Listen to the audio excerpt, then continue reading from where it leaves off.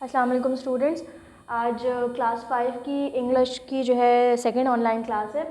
First class में हम अंगल शम्स का चैप्टर पढ़ रहे थे और हमने उसको बीच में छोड़ दिया था। आज हम वहीं से कंटिन्यू करेंगे। सीन 1 हमारा कंप्लीट हो चुका था। आज हम सीन 2 और सीन 3 करेंगे।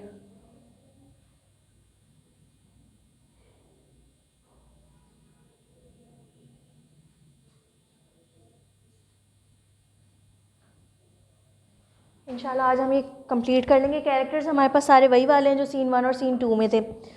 अच्छा, सीन 1 में तो हमारा एंडिंग यहाँ पे हुई थी जब अंकल शम्स ने जो है वो वाज भी तोड़ दिया था और सारा कुछ। उसके बाद फिर वो अपने सूटकेस वगैरह लेके ऊपर रेस्ट करने चले गए थे।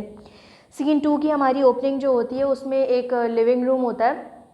पिक्चर हैंग हो चुकी होती है उसमें, जो पहले वर्कमैन लगा के गया होता है। वर्कमैन का काम ख़त्म हो गया। अब हमारे पास यही वाले कैरेक्टर्स बचे हैं जिसमें पोस्टमैन है, समीना है, अंकल शम्स है, मिस्टर मलिक और मिसेस मलिक है। अब ये वाला जो सीन हमारा सेकंड सीन ओपन होता है उसमें मिस्टर मलिक और मिसेस मलिक की ही कन्वर्जेशन है। अंकल शम्स की छोटी सी अपीयरेंस है लेकिन उनकी कोई कन्वर्जेशन नहीं है। अब होता क्या है कि मिस्टर मलिक और मिसेस मलिक जैसे ही हॉल में एंटर होते हैं तो वो देखते हैं कि पिक्चर जो है ना वो टेढ़ी लगी हुई होती है थोड़ी सी। हालांकि जब वर्कमैन गया होता है तो वो सीधी लगी हुई होती है, लेकिन अंकल शम्स क्या करते हैं कि वो जब नींद लेके अपनी नीचे आते हैं हॉल में तो वो पिक्चर को देखते हैं कि सीधी लगी हुई थी, वो थोड़ी सी टेढ़ी करके चले जाते हैं कि अब उनके लिहाज से ये पिक्चर सीधी लगी हुई है। उसके बाद वो आके सोफ़े पे बैठते हैं और उनको नींद इतनी ज़्यादा आ रही होती है कि वो सोफ़े पे दोबारा सो जाते हैं। फिर जब मिस्टर मलिक और मिसेस मलिक की एंट्री होती है हॉल के अंदर तो वो देखते हैं, तो वो बोलते हैं कि अभी तो हम देख के गए थे पिक्चर बिल्कुल सीधी थी, अब इसको टेढ़ा किसने कर दिया। वर्कमैन को दोबारा बुलाना पड़ेगा ताकि इस पिक्चर को सीधा कर दे वो। सॉरी।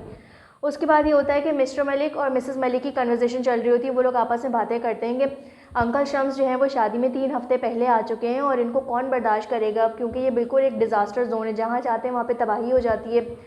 इतना ज़्यादा बिल आने लगा है हमारी चीज़ों का, हमें मेंटेनेंस डबल करानी पड़ती है। अंकल शम्स खाना भी इतना ज़्यादा खाते हैं कि हमारा बिल्कुल बजट लो हो गया है, हमें ग्रॉसरी वगैरह सब कुछ डबल डलवानी पड़ेगी। तो हम उन मिसेस मलिक जो होती हैं वो अपने हस्बैंड को बोलती हैं कि क्या कुछ ऐसा नहीं हो सकता कि हम अंकल शम्स को भेज दें यहाँ से और उनको बोलेंगे कि वो शादी पे ही आ जाएं सिर्फ।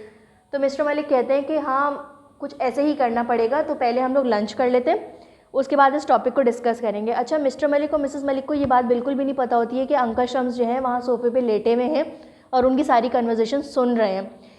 उसके बाद मिसेस मलिक उनको बोलती हैं कि पहले मैं खाना चेक कर लूँ कि खाना बन गया है या नहीं। खाना रेडी हो जाएगा तो फिर हम अंकल शम्स को कॉल करेंगे ताकि वो खाना खा लें आके। इतने में अंकल शम्स जो हैं वो ये सारी बातें सुन चुके होते हैं। मिसेस मलिक किचन में चली जाती हैं। मिस्टर मलिक जो होते हैं वो रूम में चेंज करने चले जाते हैं ताकि उसके बाद हम आएँ और खाना खा लें। फिर अंकल शम्स उठते हैं और वो देखते हैं जब सब लोग चले गए हैं तो वो डोर से बाहर चले जाते हैं।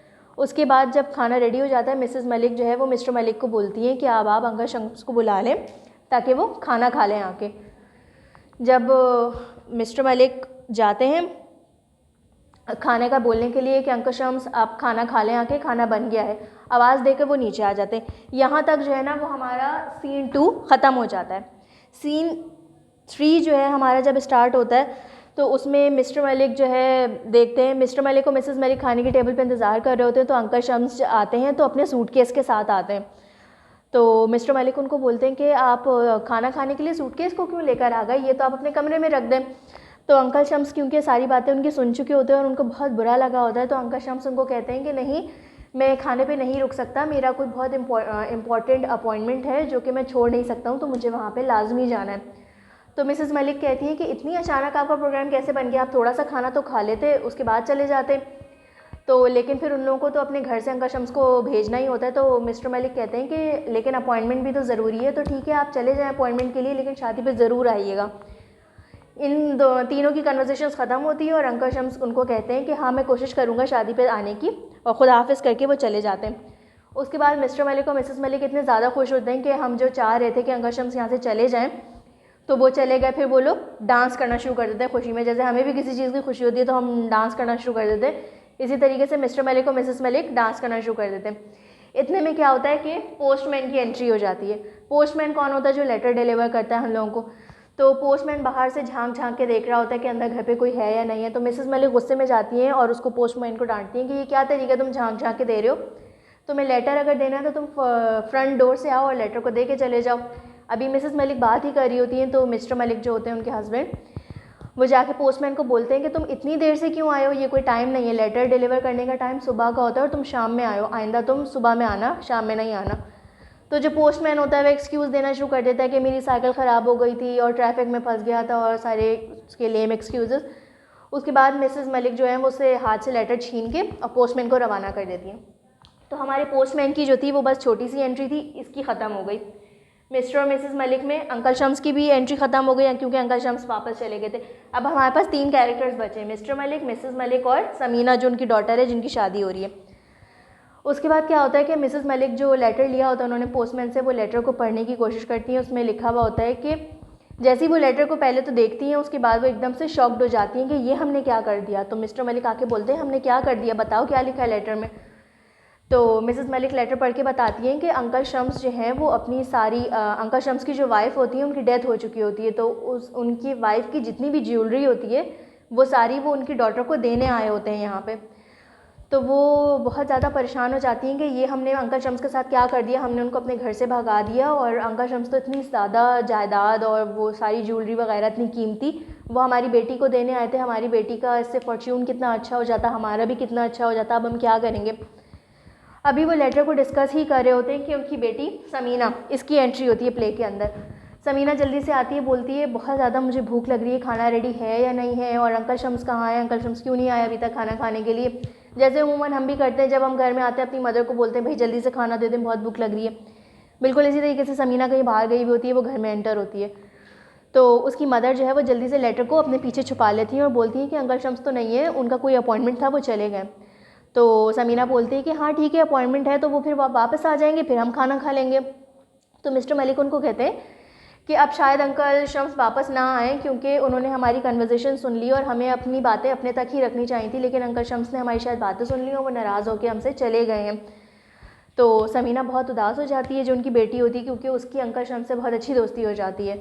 तो उसके बाद वो कहती है, मिसेस मलिक जो है फिर वो सारी बात समीना को बताती हैं कि इस तरीके से वो अपनी सारी ज्वेलरी तुम्हारे नाम करना चाहते थे, लेकिन अब तो वो चले गए हैं और अब तुम्हारे पास कुछ भी नहीं आएगा, कोई ज्वेलरी कोई गिफ्ट नहीं आएगा तुम्हारे पास। तो फिर समीना उनको बताती है कि आप उस ज्वेलरी की बात करिए जो बहुत ज़्यादा कीमती है, जिसके अंदर बहुत सारे स्टोन्स हैं, बहुत गोल्ड के, और गोल्ड की ज्वेलरी है बहुत ज़्यादा, और ऐसी चीज़ें हैं जो आपने कभी देखी भी नहीं होंगी। तो मिसेस मलिक उसको हैरान होकर बोलती हैं कि तुम्हें कैसे पता इन सारी चीज़ों का। तो वो कहती है कि अंकल शम्स ने कल आते ही साथ मेरे हाथ में एक बहुत बड़ा सा बॉक्स रखा था, उन्होंने मुझे बोला था कि ये तुम्हारा गिफ्ट है और ये तुम ले लो। और जब मैंने उसको खोला था उसके अंदर बहुत सारी कीमती ज्वेलरी थी जो कि हमने कभी भी अपनी लाइफ में नहीं देखी होगी। तो हमारा प्ले जो है वो यहाँ पे एंड हो जाता है। ये लास्ट लाइन थी जो समीना ने अपने पेरेंट्स से बोली थी और उसके बाद कर्टन्स आ जाते हैं। जब भी कोई प्ले एंड हो रहा होता है तो पर्दे आ जाते हैं और प्ले ख़त्म हो जाता है।